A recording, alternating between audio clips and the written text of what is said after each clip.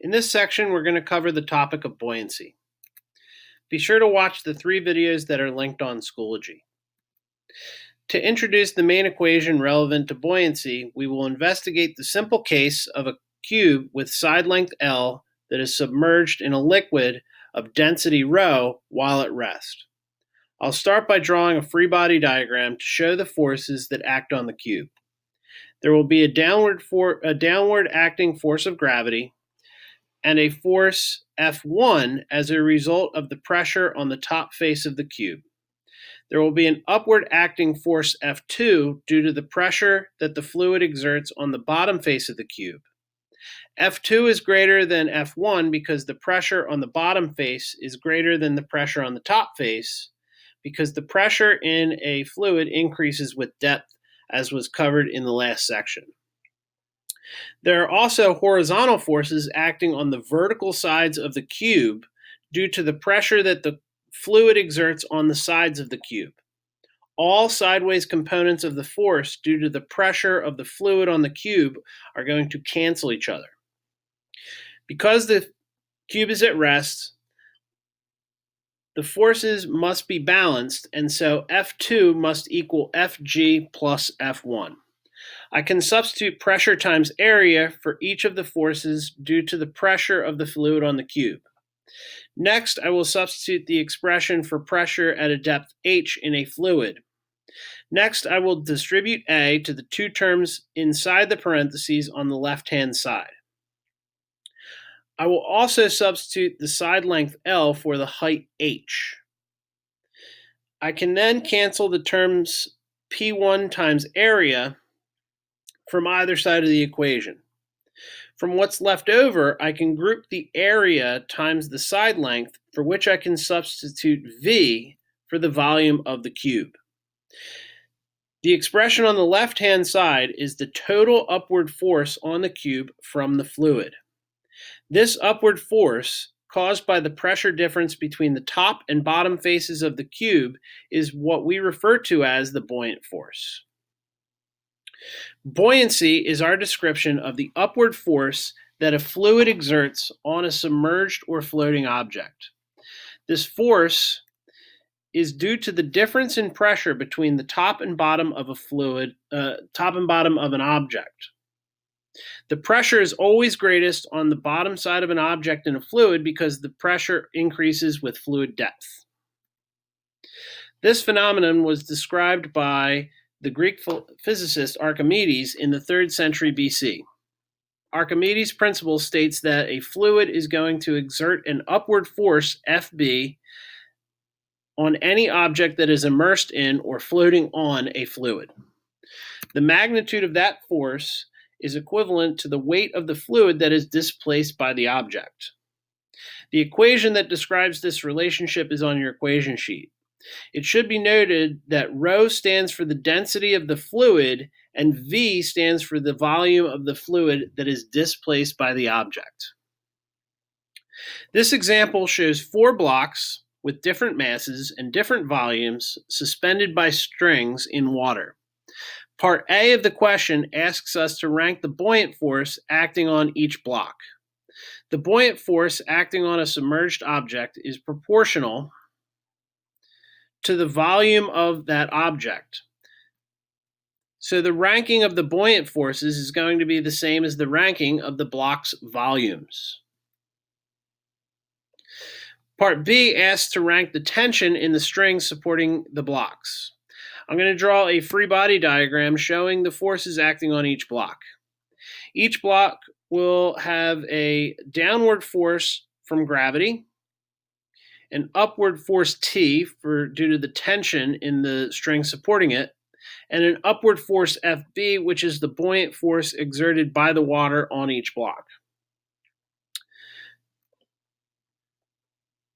Because the blocks are at rest, the total upward force, tension plus buoyant force, must equal the weight of each block. We can solve this equation for the tension acting on each block, and the tension acting on each block is going to be the difference between its weight and the buoyant force acting on it. The tension acting on block B must be the greatest because block B has the greatest weight and the least buoyant force acting on it. This is going to be followed by block C, which is the same weight as the other two remaining block, but has less buoyant force acting on it. Blocks A and D are tied for the least tension force because they have the same weight and the same small buoyant force. The difference in depth shown for each block is irrelevant to this problem because the buoyant force does not depend on depth. If you've ever held an object in water, you may have noticed that an object appears to weigh less while it's submerged in water. This phenomenon can be described as the object's apparent weight. The apparent weight of an object is the difference between the actual weight of the object and the buoyant force acting on it. It should be noted that for a floating object, it's always going to displace its own weight of fluid, which means that a floating object is always apparently weightless. Physiologists can use apparent weight to estimate a person's body fat percentage. The method is rather straightforward. First, a person's weight in air is measured. Next, the apparent weight is measured with the person fully submerged in water. The difference between these two measurements can be used to determine body fat percentage because this difference depends on the ratio of a person's lean body mass to body fat. Fat is less dense than lean body mass. Therefore, a leaner person would have less of a difference between his or her actual weight and his or her actual apparent weight. In this example, we are asked to predict if the scale on the right will read more than, less than, or the same as the scale on the left. The scale on the left will read the weight of the water and its container. To determine what effect submerging a person's finger in the water has on the scale reading, it's useful to draw a free body diagram. The weight of the water and its container acts downwards, and so the scale on the left will exert an equal and opposite force upwards to support the container of water. When a person's finger is submerged in the water is going to exert an upward buoyant force on the finger. That force is going to have a Newton's third law force pair that acts downwards on the water. This will require the force exerted by the scale to increase because the scale must now exert a force that is equal to the sum of the force of gravity plus the buoyant force. Therefore, the scale on the right is going to read more than the scale on the left. In this example, we have 4 blocks with different masses and different volumes floating on water while there's additional masses stacked on top of the wooden blocks. We're asked to rank the buoyant force exerted by the water on the wooden blocks. For a floating object, the upward acting buoyant force must equal the downward acting force of gravity. Here, the buoyant force is going to be directly proportional to the mass of the blocks plus the mass stacked on top of it.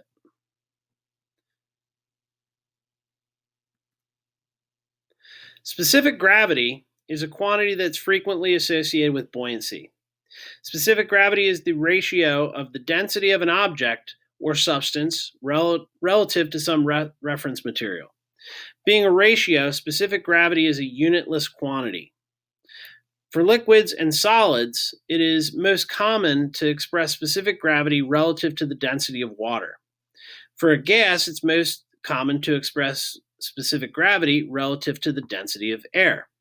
If an object is floating and has uniform density, the specific gravity is also going to be equivalent to the percentage of the object's volume that's submerged in the fluid. As an example, beer brewers and winemakers use a device called a hydrometer to measure the specific gravity of their product. It looks like this. To use it, they float the hydrometer in a sample of their product, and then they can use the measurements of specific gravity to estimate the alcohol content of their beer. First, a brewer will measure the specific gravity of the wort, which is the name that brewers use for their beer prior to fermentation. After fermentation, the brewer will then again measure the specific gravity of the finished beer. They can then use a simple formula to determine the approximate alcohol content by volume. This is possible because the wort has a very large concentration of dissolved sugars, making the wort very dense. The process of fermentation converts the sugars into carbon dioxide, which leaves the solution, and alcohol, which remains but has a density that is less than that of water. In our last example, we're asked to find the percentage of the volume of a floating iceberg that lies underneath the water, given the density of ice and the density of seawater. The free body diagram for the iceberg shows the downward acting force of gravity and an upward acting buoyant force. The buoyant force must be equivalent to the weight of the iceberg. I replaced the buoyant force with the equation given in Archimedes' Principle for the left-hand side, and on the right-hand side, I replaced the mass with the density times volume. The volume on the left-hand side is the volume of the iceberg that lies underneath the water. The acceleration of gravity cancels, and I can then rearrange the equation for the ratio of submerged volume to the total volume of the iceberg, which we find is equal to the ratio of the density of the iceberg to the density of seawater. This ratio could be described as the iceberg's specific gravity relative to the density of seawater. This ratio is equivalent to 0.9077, or approximately 91%, which is consistent with the folk wisdom that most of an iceberg lies underneath the water. In Part B, we're asked to explain the observation that visitors to the Dead Sea find it very difficult to swim underwater. It's explained because objects have a tendency to float if their density is significantly smaller than the density of the water in which they are submerged. The Dead Sea is the body of water that has the highest salinity of any of the bodies of water on Earth, which is a measure of the dissolved salts in the water that makes the water in the Dead Sea extremely, extremely dense. So what determines if an object will sink or float? In short, an object will sink if its average density is greater than the density of the fluid. Submarines use this fact to control their buoyancy through the use of balance tanks, which they will fill and empty to change the density and therefore the buoyancy of the submarine. An object will float if its average density is less than that of the fluid. As an example, a solid metal cube is going to sink in water, but it can be shaped so that it's hollow in the middle like a boat, and thus has an average density that's less than water. Hot air balloons are another example. They're able to float because hot air is less dense than cool air. Objects are said to have neutral buoyancy if their average density is equal to the density of the fluid in which they're submerged. Fish have a swim bladder that they can inflate to increase or deflate to decrease their density, so that they can rise, sink, or maintain a constant depth with a neutral buoyancy.